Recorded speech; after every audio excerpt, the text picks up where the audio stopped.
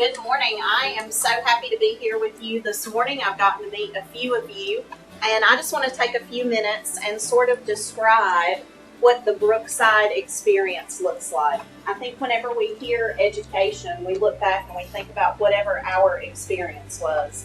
And for me, some years that was amazing, and some years that wasn't. And so at Brookside, we want every child to love learning, to get a rigorous education, and to walk away being ready to impact their world. This year at Brookside, it looks a little bit different than it will look next year. I'm going to turn the music off because it's a little bit loud behind me.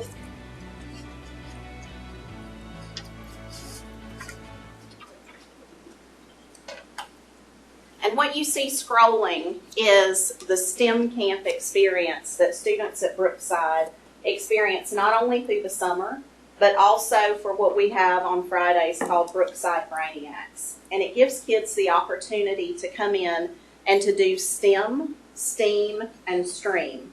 So STEM is something that a lot of people have heard of. It is the science, the technology, the engineering, and the mathematics. And those are skills that we know that students who are going to enter the workforce in the next 10 to 20 years absolutely need.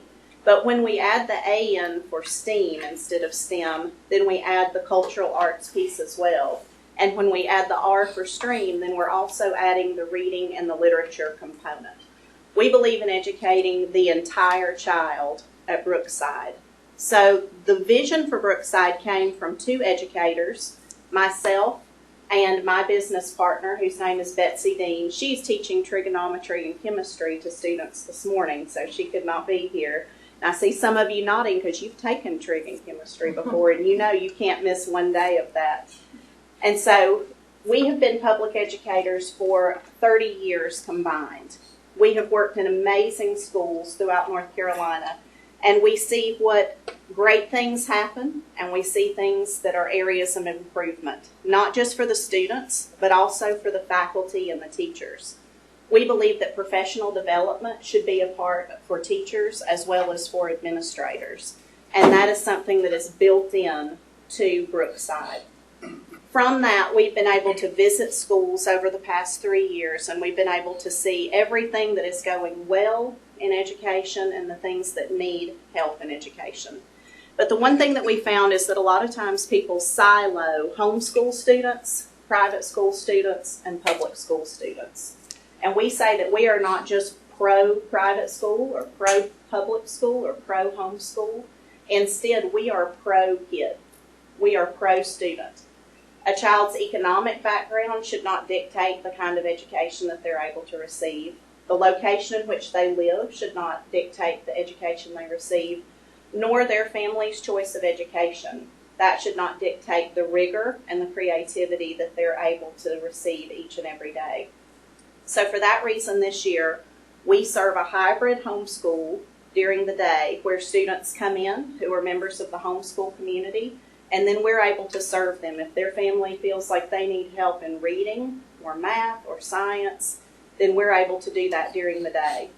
After school, we're able to serve public school students in the traditional tutoring, which we call vertical learning. We believe that no child should just have their gaps filled, but instead we take them where they are and push them forward.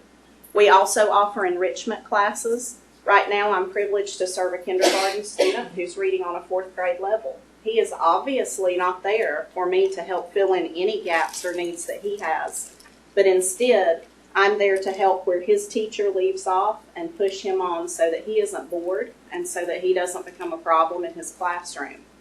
We offer Genius Hour for students who have a passion and an interest, and they want to present something to the world. And then we also offer kindergarten readiness on Saturdays for families of 3 and 4-year-olds who maybe have not chosen a traditional preschool avenue, but want their child to be ready to move into kindergarten, whatever that looks like for them.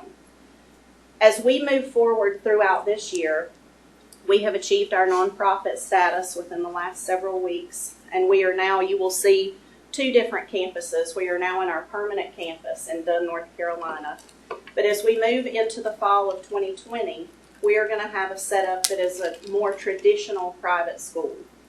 We do not want to let a child's inability for their family to pay to hinder them from coming and getting this amazing experience. So for that reason, we are in the process of setting up scholarships and funding for students to be able to come and be a part of this. This will be run on what we call a 4-day plus program. So traditionally, students come to school at 8 o'clock. They stay all day. And in that time, teachers do everything they can to cram in all that they can into those students. That's plenty of time to just cover the curriculum, but that's never enough time to go deeply into the curriculum. If you've ever taught a class before, you find that the thing that happens most often is that by the end of the lesson, you realize that your kids have to go to lunch, the bell's going to ring, it's time to change classes. You need just 10 more minutes to make sure that they've got it, to answer questions, to dig a little bit more deeply, to give them the opportunity to apply what you have just taught them. And honestly, tomorrow you've got another set of standards and another set of goals to cover, and that isn't going to happen. Well, at Brookside with 4-Day Plus, those different goals and standards are taught Monday through Thursday. Friday is a day that parents can opt into or that parents can opt out of, and it is an application day. The plus stands for practical learning understood through service. As a Christian school, we believe in servant leadership, and we believe that every child, whether they're in kindergarten or high school, needs and deserves the opportunity to give back. So that might look like themed learning on Fridays. That could look like field trips on and off campus. And that would also look like the opportunity of them giving back throughout the community. So let's take a themed learning example. Farm to Table is something that I feel like we are very passionate about and that students need to learn about. It's something that in the curriculum kindergarten through 12th grade there is a component, whether it's an economic component, whether there is a component of plants and agriculture. And those students in the lower and the upper school would have the opportunity during Fridays to come together to learn the science standards, to learn the social studies standards, to learn the economic standards. And then at the end of that month, they'll have the chance to serve in a local soup kitchen, in a local homeless shelter, or to prepare food on campus so that that can then be taken to one of those areas. This would be an opportunity for them to hear from missionaries from around the world and to know what life and culture is like in all of those different places. This would also be an opportunity for them to go on a school-wide field trip so that they aren't just benefiting from the standards of a first grader, but they're also benefiting from the standards that a second or third grader might also need to hear. We're very excited about the potential that Brookside has not just to change the face of Dunn and what education looks like there, but also the potential that it has to impact the world in generations to come. And I would love to answer any questions that you have. Sounds amazing. If you want to come and be a student at Brookside, let me know. You guys cover pretty much all areas. We do, and you know, it's something that I was a student who went to private school in kindergarten and first grade, and it was not creative, and it didn't have the outlets, and it didn't have music and art and physical education. It didn't offer yoga. It didn't have a library, which we already have and have set up within our building based on some generous donations from people in the community. And we want to offer that to all students. That's amazing. I do have a question. Absolutely. My question is, when was Brookside established? Brookside has been, we have been working on the idea of Brookside for about a year. Okay. So we have only been established since May with our camps and since August with our students who come for homeschool hybrid and for our tutoring program. Wow. Yeah, you guys have a beautiful model. I figured you guys were established way longer than that, considering the model you have. We haven't been, and the question that we constantly ask ourselves is what sets us apart. We are located one block from a public primary and a public elementary school, and we're just several miles down the road from another very successful Christian school. So we have to look at what does our model offer that isn't offered somewhere else? And when we look at that, the answer is depth.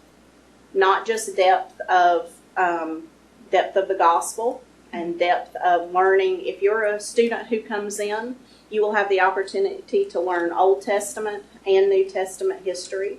It's not just a devotion every day that we've seen in some models that are often, but it's actually in-depth and historical knowledge. But then you'll also have the opportunity for the hands-on STEM. You'll have the opportunity to dig deeply in math. You'll have the opportunity to take those higher level courses. The other thing that we offer of the students that we serve now, 25% of those students have an IEP already. Something that was new to us as public educators, a lot of private schools can say, if you have an IEP, we choose not to serve you.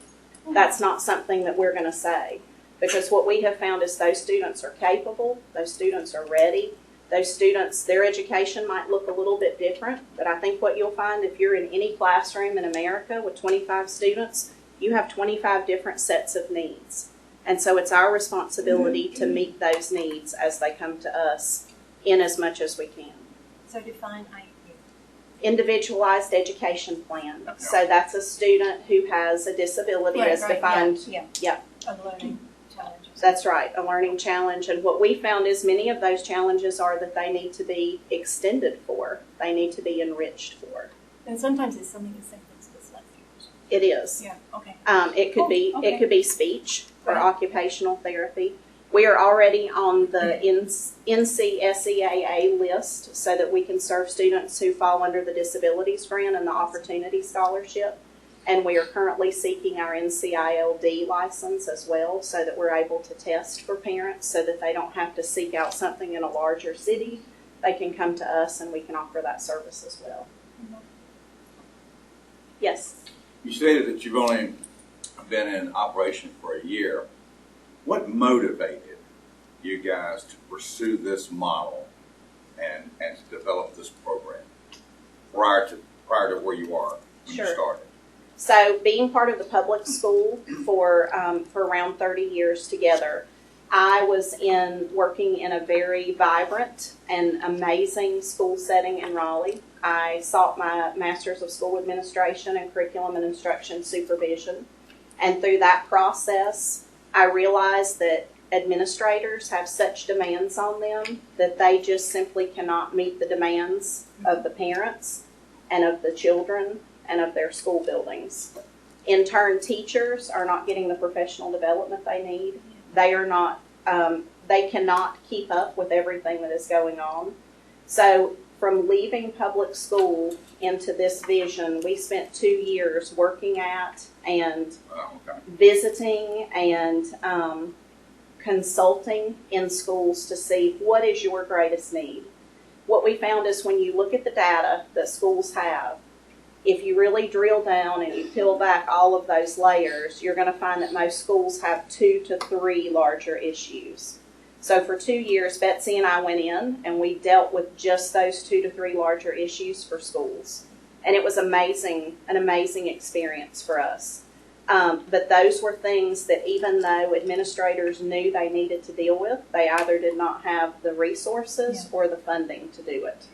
So coming in from the outside, even with our education background, we were able to not consider transportation or parents or grades or textbooks. We were able to just address those needs for schools.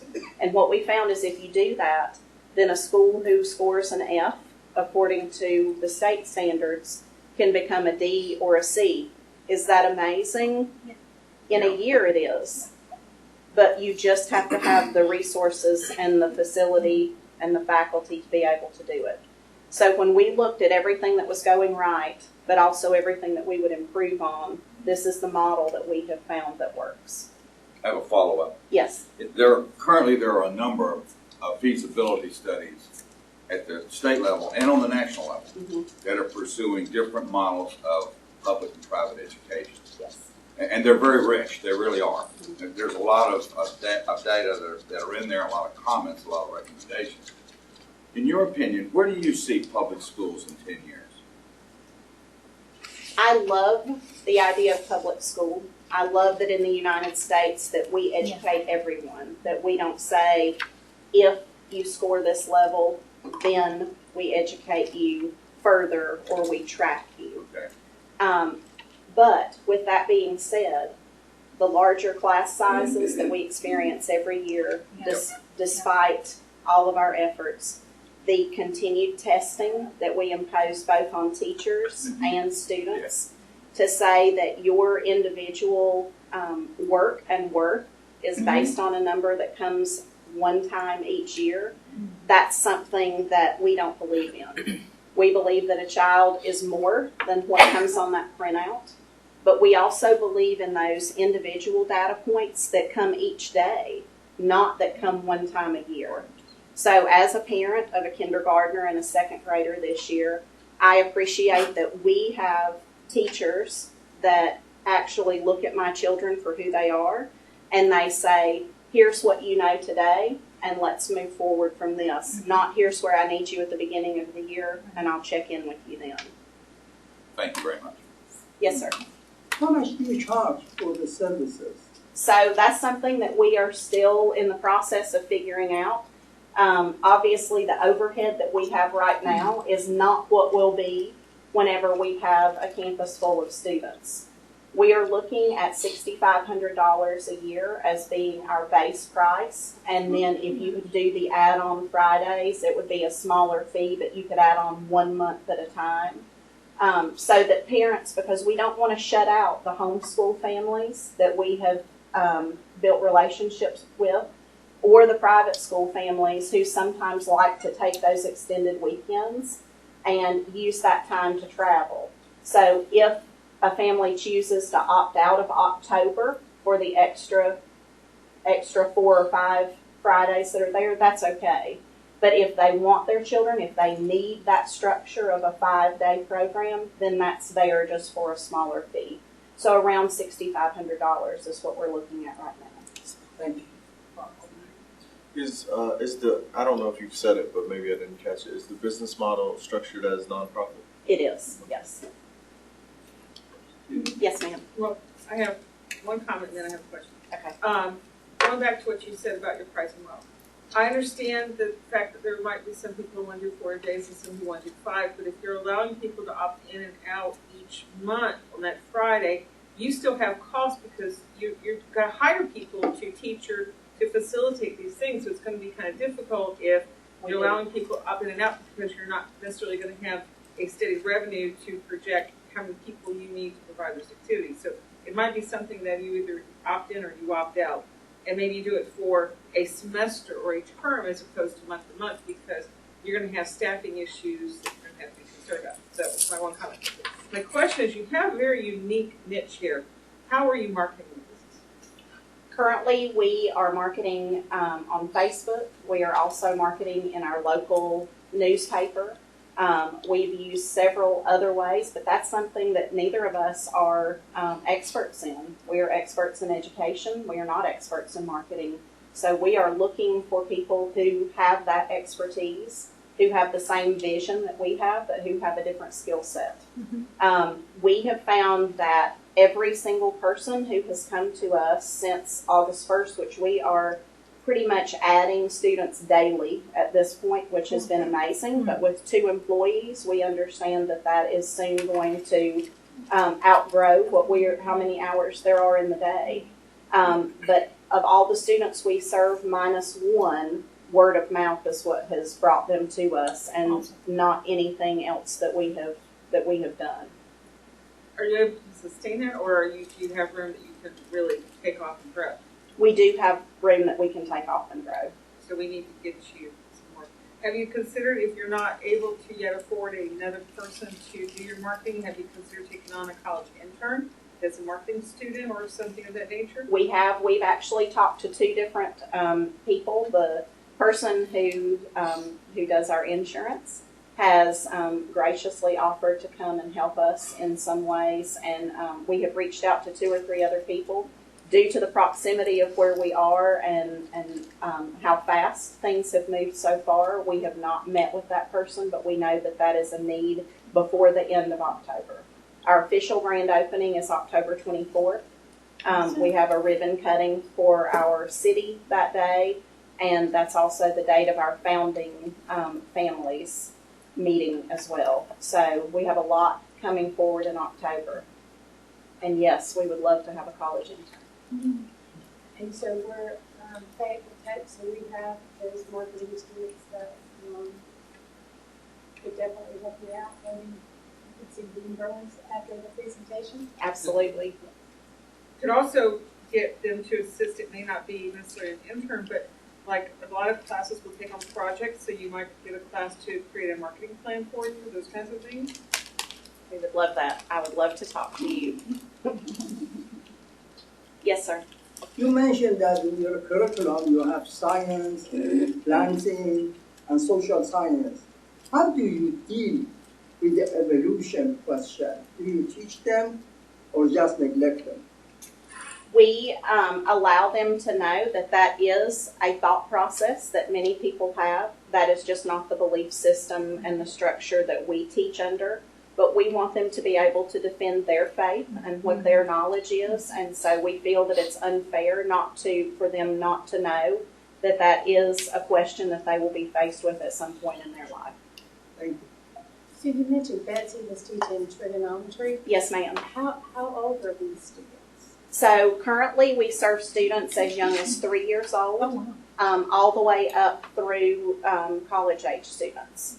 Some of our college-age students need help in one particular area. Some might be students who have not been in school for several years between high school and they've gone back to college, and they just need a little, we call it a ramp, in order to help get them started into what it looks like to study again, what it looks like to have that class load, what it looks like to balance everything, because many of them also have jobs and some of them have families and other responsibilities. So in that question, our ages range from 3 all the way to 20 plus. The particular students that you're talking about in the trigonometry, chemistry, those classes, those are freshmen. So they're 15. Yeah. Yes, sir. Partnerships are an excellent resource to any business. What partners do you have in the community? We have been blessed to join the Dunn Chamber, and Okay. so with that, we have had partners who have reached out to us as well as those that we have reached out to. Despite the fact that we are both involved and members of the same church in our community, we are independent of that church, but they have been a big support as well as far as helping us find people to print our materials and to do the marketing that we have done. They have put us in contact with that as well. But being that we are really 2 months old, we are still looking for those partnerships and hope that through the ribbon cutting and the invitations that we've sent that we'll be able to make more connections that day. Oh, good, good.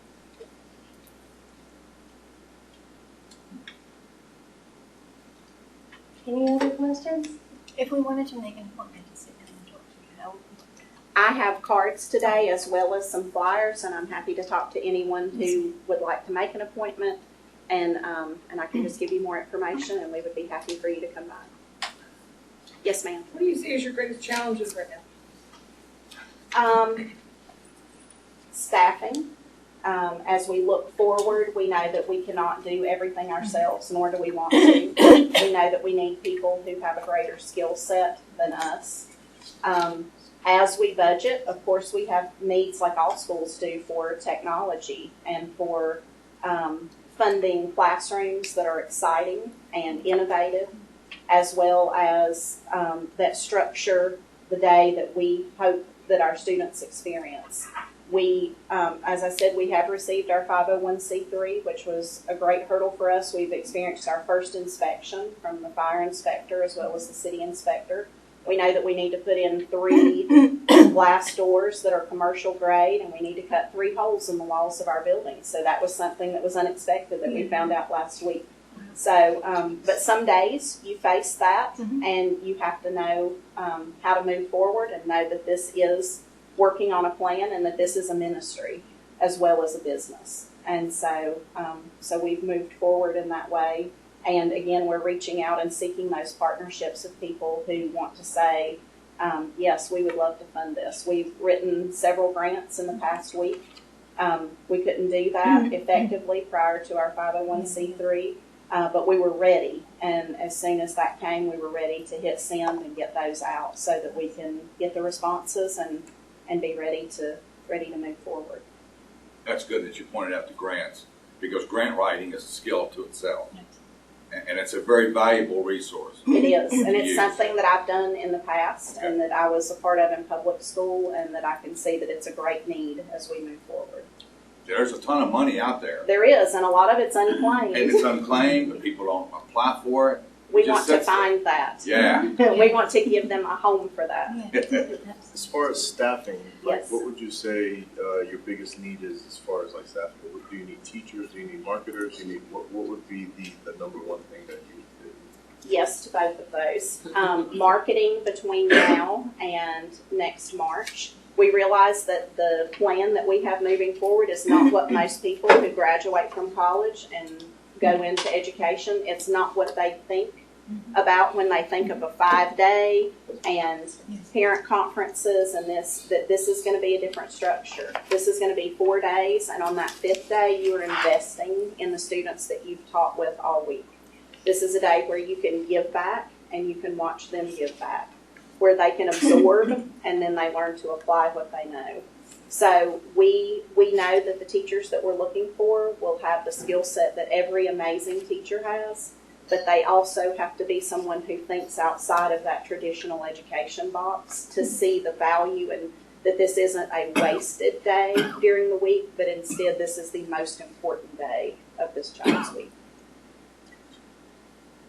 Yes, sir. When you say you have a curriculum to develop the whole child, Yes, sir. do you have any, I don't know how to phrase it, but any instruction on balance between being stuck to their iPhones, pads, or, you know, I saw one of the most interesting things I've seen in a long time yesterday. I saw a father and son go through a whole meal without the kid or the parent being on their cell phone.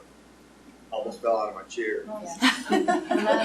They actually talked through the whole meal. Fabulous. Was it skit? Amazing. Do you have anything in there So like that? So we know in our families, Betsy's children, her youngest child is a sophomore in college. My youngest child is in kindergarten. So we are at two opposite ends of the spectrum as far as our children are, our personal children are concerned. My 5-year-old, whose birthday's coming up in a couple weeks, would love for a phone to be something that she unwraps. It will not be, I can assure you, no matter how hard she wishes. But we believe in the value of communication, face-to-face, and conversation. We also believe in the value of teaching them technologically to be literate in that way as well. We are going to be a BYOD where they bring their own device, and we are going to train them on how to use that correctly and when it is appropriate for them to use that at school and how to use that safely so that they don't, even by accident, get themselves in trouble. Because what we have found is so many kids just don't know, and so many parents just don't know. So with the professional development that will come for our teachers, we also want to give parents that development as well to say, here are the warning signs that you should be looking for, and here's what you need to do as parents who are coming from this biblical worldview, but also realizing that you live in a world culture. And so we want our children to be trained in how to use that. We want them to be technologically literate and to be able to pull their tablet or their laptop or their phone. We have more technology in our hand than in the entire time that I was in school. And so we want that to be an asset, but we don't want that to overrun what's important. And so that will help defer some of the costs that we have as a school for technology, but it will also empower students and families. And I like that you're teaching them the dangers that are out there and how to avoid them. But if you're doing the bring your own device, you better have a very good IT person, because Yes. if not, you're gonna be hacked, you're gonna get viruses left and right, and that's one of the dangers of bring your own device. Yes. We've looked at that, and she and I were both members of public schools who were BYOD, and so that's something that we have been made aware of for about the last 10 years since that has come. And we understand our firewall structure will have to be different, our login structure, as well as the infrastructure of the building to support that many devices running potentially all at the same time. Yes. October happens to be Cybersecurity Awareness Month, and Chris Herring, the department chair of our cybersecurity and a bunch of other stuff, will be giving a free workshop here October 24th from 3 to 5. Wow. About simple steps that everybody needs to use.